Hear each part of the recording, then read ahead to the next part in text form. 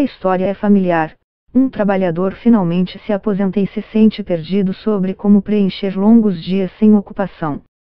Para as pessoas que dão muito valor a identidades profissionais, a rotina sem trabalho nada mais é que uma versão pálida da vida. Andrew Yang, pré-candidato presidencial democrata no EUA, expressa alguns dos medos comuns sobre a falta de trabalho quando diz: está claro pelos dados, pelo senso comum e pela experiência humana que muitas pessoas não ficam bem sem trabalho. Ficamos ociosos e oferecemos menos, apesar de termos mais tempo. E, com o tempo, tendemos a jogar videogames e a beber mais. A sociedade geralmente se sai muito mal sem trabalho. O conceito japonês de Ikigai, por exemplo, expressa a felicidade na vida, ou o motivo de acordar de manhã. Entre as mulheres e homens japoneses pesquisados em 2010, menos de um terço citou o trabalho como Ikigai. Hobbies, relacionamentos e trabalho não remunerado, tudo isso pode resultar em uma vida rica e significativa. A ponto de a aposentadoria pode se tornar até um conceito estranho, como acontece em Okinawa, no Japão, uma cidade cujos moradores são conhecidos por terem vida longa. Por outro lado, para muitas pessoas em empregos precários, com baixos salários ou com recursos limitados de aposentadoria, preocupar-se com a vida fora do trabalho pode ser um luxo inacessível. Muita gente não pode se aposentar mais cedo ou reduzir semanas de trabalho. Para aqueles que são forçados a trabalhar menos, sem a assistência pública correspondente, a ideia de lazer provavelmente será uma ilusão, porque a preocupação principal acabará sendo a busca frenética por maneiras de complementar a renda principal. Mudanças em curso como a automação do trabalho, a conscientização do impacto ambiental do trabalho e o crescente movimento por semanas mais curtas indicam que muitos de nós provavelmente trabalharão menos no futuro. E, já que o trabalho ajuda a trazer significado e estrutura ao período que conhecemos como semana, o tempo livre do futuro pode gerar desconforto e trazer prejuízos. Na avaliação de alguns, isso pode ser canalizado para atividades sociais, incluindo até crimes e abuso de drogas. Ou poderia se tornar o oposto, sendo canalizado para a criatividade, sociabilidade e participação política e comunitária. Por mais desafiador que seja, permitir-se ficar entediado de vez em quando traz benefícios para a criatividade e o bem-estar. Uma semana mais intensa e ocupada, por exemplo, pode impedir que sintamos a necessidade de preencher freneticamente todos os momentos preciosos do tempo livre no momento seguinte. Por outro lado, atividades que normalmente não envolvem renda, como cuidar das crianças, de pais idosos e lidar com responsabilidades domésticas, sociais e comunitárias ocupam muitas horas. Assim, reduzir a carga de trabalho remunerado pode liberar tempo ou energia para os cuidados não remunerados com os quais já temos que lidar normalmente. Mas isso não pode ser usado como argumento para a exploração do tempo livre. Por exemplo, empresas e governos não devem investir pouco em determinados serviços porque contam com pessoas para trabalhar de graça. Em outras palavras, incentivar uma vida com menos trabalho, mas com mais propósito, não pode significar apenas explorar trabalho de graça das pessoas. As tentativas de fazer semanas mais curtas de trabalho sugerem que os trabalhadores com fins de semana mais longos mas cujo salário permaneceu o mesmo usaram seu tempo extra para uma mistura de atividades. Para uma empresa de serviços financeiros da Nova Zelândia que, no ano passado, deu aos funcionários a opção de uma semana de trabalho de 4 dias, isso incluiu mais tempo gasto pelos funcionários no golfe, assistindo a séries no Netflix, estudando e passando o tempo com a família. Já em uma empresa de relações públicas do Reino Unido que também instituiu uma semana de 4 dias, um jovem funcionário começou a passar seu tempo extra oferecendo-se como voluntário de serviços com idosos. Alexandra Artinal, consultora de marketing e comunicação em Londres, descobriu que trabalhar como freelancer a deixava mais confortável. Assim, ela decidiu trabalhar não mais que 4 dias por semana.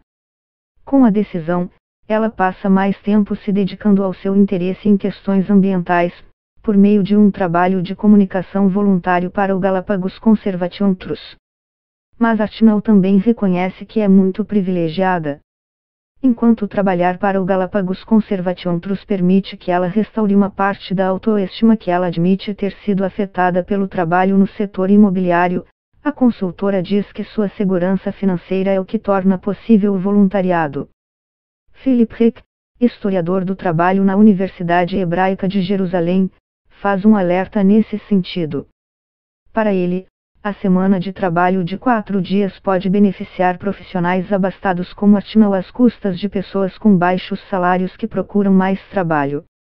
Rick sugere que talvez seja possível evitar isso se nós, como sociedade, concordássemos que, por exemplo, 28 horas em vez de 40 horas constituíssem uma semana de trabalho padrão e, portanto, bastasse para receber uma renda decente. A discussão de semanas de trabalho mais curtas precisa incluir maneiras de garantir um padrão de vida razoável para todos, seja por meio de uma renda básica universal, um salário mínimo mais alto ou pela decisão de evitar cortes salariais atrelados à redução das jornadas de trabalho. Melanie Oppenheimer, diretora visitante de estudos australianos da Universidade de Tóquio, diz que na Austrália os que fazem mais trabalhos voluntários são pessoas na faixa etária de 35 a 44 anos, pessoas com filhos dependentes, em outras palavras, algumas das pessoas mais ocupadas. Ser árbitro de um jogo de futebol infantil, participar de uma festa na escola, ajudar novos migrantes a se instalarem, contribuir para um projeto de ciência cidadã, planejar um festival religioso e participar de uma organização profissional, todos contam como atividades voluntárias, mesmo que sejam informais. Na visão de Oppenheimer, o tempo não é o principal obstáculo para esse tipo de atividade. É mais importante apoiar voluntários em potencial e conectá-los a oportunidades significativas para eles. Não se trata apenas de insistir que as pessoas dediquem mais tempo, diz Oppenheimer. Young, o empresário e candidato à presidência do ZEUA, defende incentivar as pessoas a usarem esse tempo livre de maneira produtiva ao adotar o time banking, um sistema sem dinheiro em que as pessoas trocam atividades ou acumulam créditos registrando o tempo de voluntariado. A visão de Young de atividades que constroem conexões com a comunidade e fazem bom uso do tempo inclui cuidar, nutrir, ser voluntário, artes e criatividade. Sustentabilidade ambiental. Pode parecer otimista demais, e ainda não há evidências suficientes de estudos de longo prazo sobre como as pessoas realmente continuariam ocupando seu tempo livre após a empolgação inicial após reduzirem o padrão de 5 dias por semana. No entanto, há muito tempo as pessoas exigem semanas de trabalho mais curtas, alegando que proporcionariam mais lazer, saúde, produtividade, tempo para a família e participação política. Em 1954, por exemplo, um político alemão mostrou entusiasmo pela transição de uma semana de trabalho de 6 dias para uma de 5 dias. Quando tivermos o sábado livre, teremos tempo para nos exercitar, iremos ao cinema, ao teatro ou ao circo, vamos criar coelhos, levar nossas motos para o campo e cuidar de nossos jardins. Rick comenta: uma diferença marcante é que a ideia de uma semana de trabalho de 4 dias desfruta de apoio considerável entre os empregadores atualmente. Ao longo da história, os sindicatos tiveram que lutar muito para alcançá-lo. Rick suspeita que isso não ocorra porque os empregadores sejam hoje mais altruístas do que há um século atrás, mas porque estão alertas aos possíveis ganhos em produtividade. Sobre os movimentos trabalhistas que advogam por uma semana de trabalho mais curta, ele se preocupa com o foco muito restrito nos benefícios individuais de lazer, em vez de se mobilizar para mudanças sociais. Sinto que a identidade está ligada ao trabalho, diz a consultora de comunicação Artinal. Ela diz que não gostaria de gastar tão pouco tempo em trabalho remunerado ao ponto de sentir que o ofício não fizesse mais parte da sua identidade. O mundo precisa de métricas mais amplas de sucesso e bem-estar além do que o trabalho produz e o que ele permite que as pessoas consumam, argumenta Sarat Dhavala, sociólogo em Hyderabad, na Índia, e vice-presidente da Better in Commerce Network. Por exemplo, o conceito de felicidade nacional bruta do Butão e o orçamento de bem-estar da Nova Zelândia oferecem algumas alternativas possíveis ao PIB. O trabalho de Davala, testando a renda básica em uma vila indiana, sugere um efeito de solidariedade de aliviar parte da pressão do trabalho constante. Por exemplo, os vizinhos começaram a emprestar dinheiro uns aos outros, em vez de depender de agiotas que cobram juros altíssimos. Eles também começaram a reunir recursos para ocasiões especiais, como casamentos. Isso é culturalmente colocado na sua cabeça e na minha cabeça. Você só obtém o sentido da sua vida através do seu trabalho, diz Davala.